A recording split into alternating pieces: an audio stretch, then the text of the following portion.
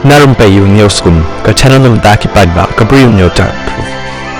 Ke Iranian state media kala Pynlait iaka ke video ke maham jong ke Iranian Navy iaka jhad jong ke US Navy ban pet no shadieñ bat ban nam rung chapok ke Strait of Hormuz.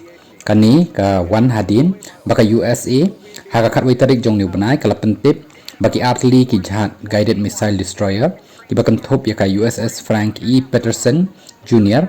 bat USS Michael Murphy kila rung kani ke Strait yaka bala khang daka Iran nado balas dang kathma how February ban penkhoj yaki bom sea mines ki bala bo daka Iran.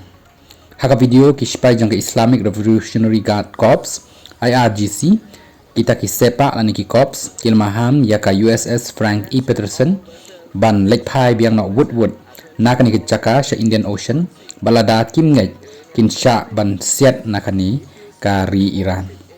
Las ngoru ya ki sipai naka USS Frank E. Peterson bakilaong bakani kadai ka jingya lenti tangani na jaka baka jhad katkum ki an ka perthai lani kata ka international law da ka babenrap ru bam dan setia kata ka jingthmu ban wan pen ibor ya kani kari uspa jang ke Iran ulong shushu ba kani kadai ka jing maham ka bakhaddu lani ka last warning lakum balaisin hak jo ka poru lakan tu ki jhad ki badan ha umansi ban jengai kumba shipho miles AA nakanu kanu ka jhad sipai nakadaw ba an sasyat yaki klan maham ka Iran kal ongru batang hadin kani kini ki jhad kilami no nakani ka chaka Navy warship 121. This is Sepa Navy station.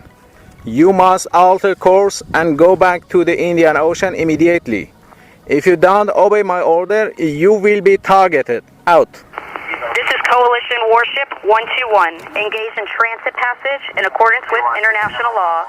No challenge is attended to you. US Navy warship transiting in the vicinity for J report and Oman Sea. This is Sepa Navy. This is Sepa Navy. Last warning, last warning, last warning. Close to High Island 4. Attention all vessels, attention all vessels, attention all vessels in Oman Sea.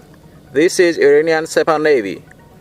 If you see any warship in your vicinity, keep a distance more than 10 miles from them because I'm ready to open fire on them without any warning.